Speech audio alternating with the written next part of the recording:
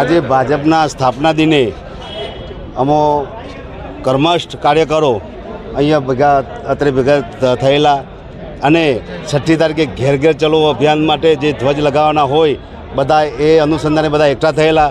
પણ સાહેબ મને તો આવું છે ને આપના માધ્યમ આપના ટીવી ચેનલમાં તમને મારું ઇન્ટરવ્યૂ આપતો પણ મને બીક લાગે છે, ડર લાગે છે. મને ગમે ત્યારે જો ઇન્ટરવ્યૂ આપું ગમે ત્યારે મને પોલીસ ઉઠાઈ લે એ મને પોલીસનો બહુ ડર લાગે સાહેબ.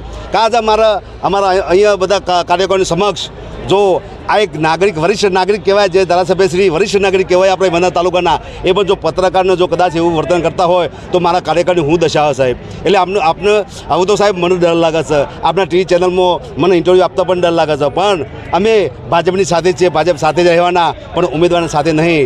જોજો સાહેબ, આ તો આપણા દ્વારા હું ઇન્ટરવ્યૂ આપું છું, પણ મને કદાચ પોલીસ ઉઠાઈ લે અને કદાચ પોલીસથી મને કોઈ ટોર્ચર કરે તો આપ શ્રી સાહેબ ઉપર તક આ મારો મેસેજ જવા દો સાહેબ.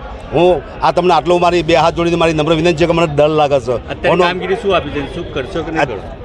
અત્યારે સાહેબ અમે તો ભારતીય જનતા પાર્ટીના સાથે જોડાયેલા છે અને ભાજપ પાર્ટીનું કામ હોય તો જે ધ્વજ જે લગાવવાના છે ઘરે ઘરે, બરાબર, એ પાર્ટીનું તો કામ તો કરવાના, અમે ઉમેદવારનું કામ નહીં કરીએ.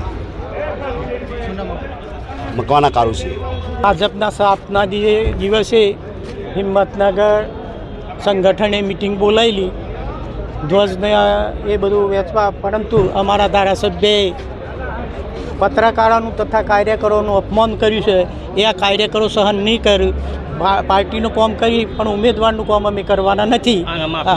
અને એ ધારાસભ્ય ઘેર ઘેર જઈ અને એ ધ્વજ લગાવી આવે. પાર્ટી આ કાર્યકરોને દમ દાટી આલે, પોલીસો મોકલે, આવું કરું તો કાર્યકરો કોઈ કામ કરવા તૈયાર નથી. શું નામ તમારું? વનરાજસિંહ.